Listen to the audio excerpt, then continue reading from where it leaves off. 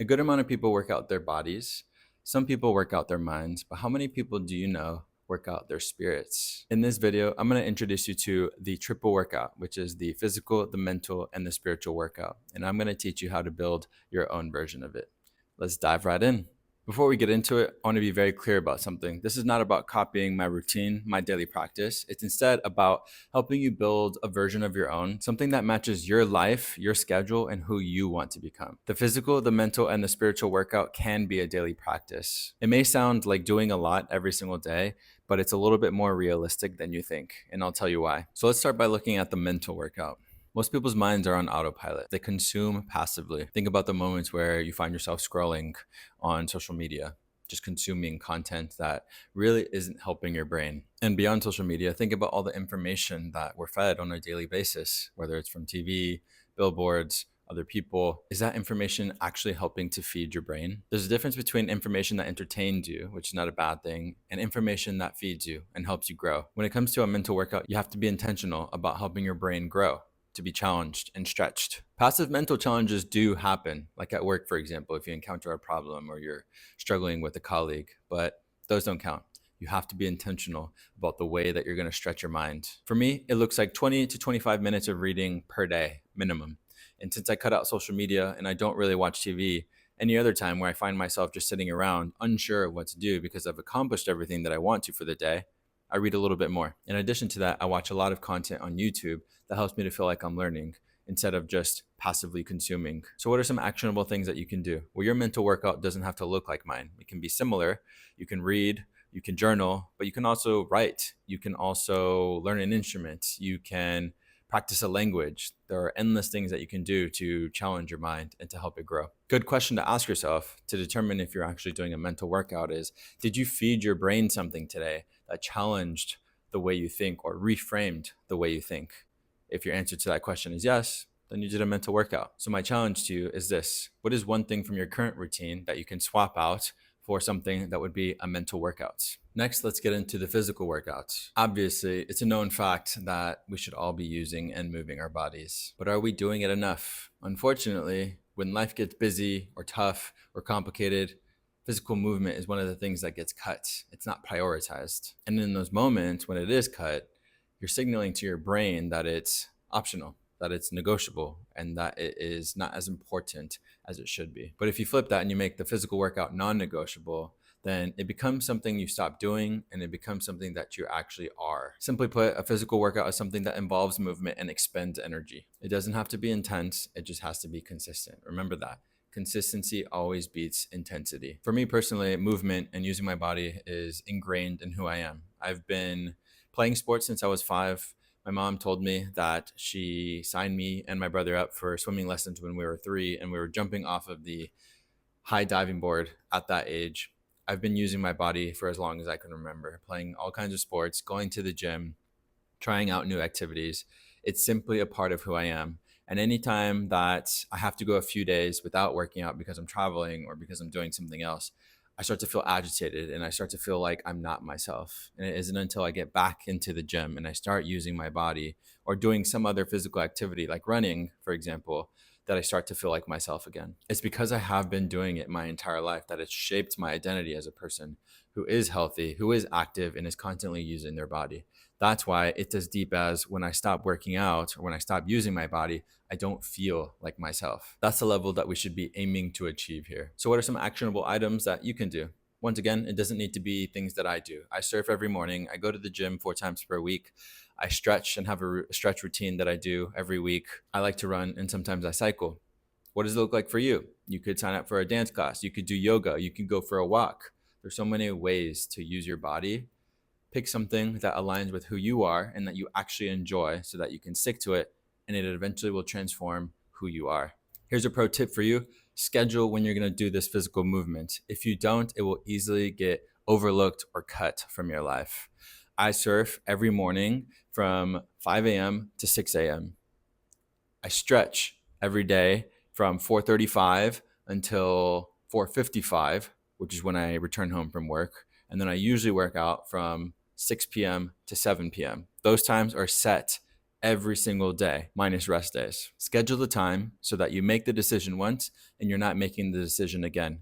Make it non-negotiable and show up every single time. That consistency over time will lead to the change in your identity. So my challenge to you in this workout is, what does your physical workout look like? And what time and what day are you going to do it? Last but not least, the spiritual workouts, in my opinion, just as important as the mental and physical workouts. When you hear the word spirituality, maybe there's a chance that you think of religion or meditation or something else that's a little bit abstract to you. But in doing a lot of reflecting and reading books and having conversations with friends, my own definition of spirituality has changed. For me, spirituality is the act of expansion. It's choosing to exist at the edge of your comfort zone rather than retreating to the center of it. Simply put, it's the act of growing into a bigger version of yourself through discomfort. For me, it looks like a lot of different things. First, I journal every Sunday.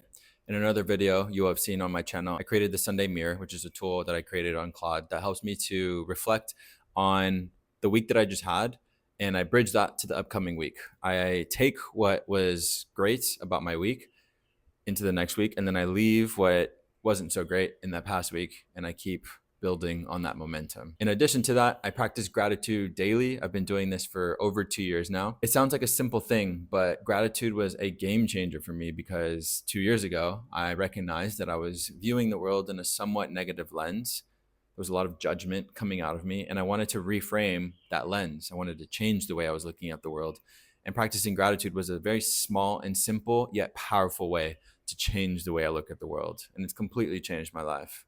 That's practicing spirituality to me. And yet another example, I've been doing therapy for just about 2 years. I started that out on a weekly basis. After 1 year, I scaled it down to twice per month, but it's been incredible for me and life-changing. And that definitely is one way that I grow spiritually. And then lastly, all of these other things that don't happen as often, but moving to various countries. I've now lived on 4 different continents.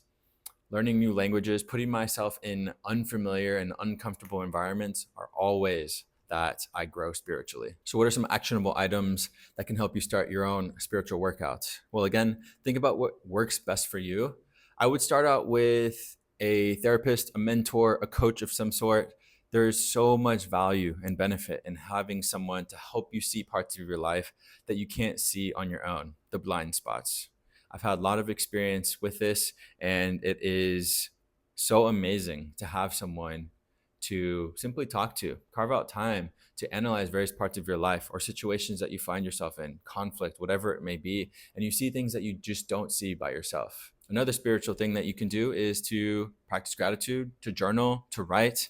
Get those thoughts out of your head onto paper and pay attention to what you're saying. Pay attention to the words that are coming out of your mind and your body. And lastly, this comes from a friend I recently had a conversation with. She actually challenges herself to do one uncomfortable thing every single day. It doesn't have to be a big, grand gesture, just something small.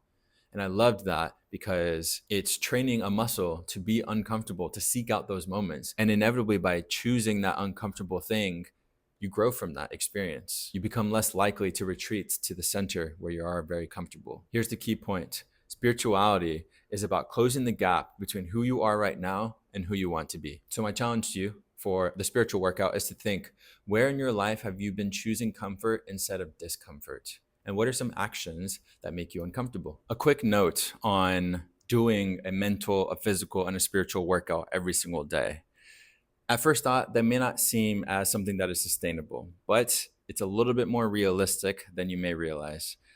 And the reason why is because these workouts that you're doing don't have to be crazy intense workouts. You don't always have to do a 1 hour long physical workout. You don't always have to do a 45-minute mental workout, and you don't have to do a 30-minute spiritual workout. My gratitude practice, which counts for me as my spiritual workout, is 1 minute, not even a minute per day. My physical workout is 1 hour at the gym, 1 hour surfing, which is a good amount of time, but I truly enjoy those things, so it doesn't feel like anything to me. And then the mental workout, I'm reading for 20 minutes every day. That's very reasonable. If those things are still too much for you, tone it down, dial it down, and make it something that's realistic for you. Once you nail those habits and they truly feel like they are a part of you and your schedule, and you've carved out the time specifically for them, then think about increasing them. But start small so that you can get a feel of what it's like to incorporate a daily practice of a mental, a physical, and a spiritual workout every single day, and then you'll start to feel the shift. So here's what I want you to take away from this video.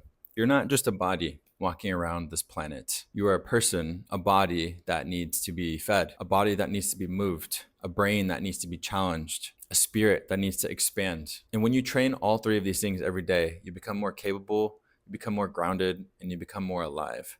Basically, what you're doing is you're cultivating an atmosphere of growth. And that is an incredible feeling to have, a feeling that I want you all to have. So to conclude, my question for you is, of these three workouts, which one are you neglecting the most? And what are you going to do to start giving it more attention? Thank you for watching this video. Check out one of my other videos on habits here, and I'll see you guys in next week's video.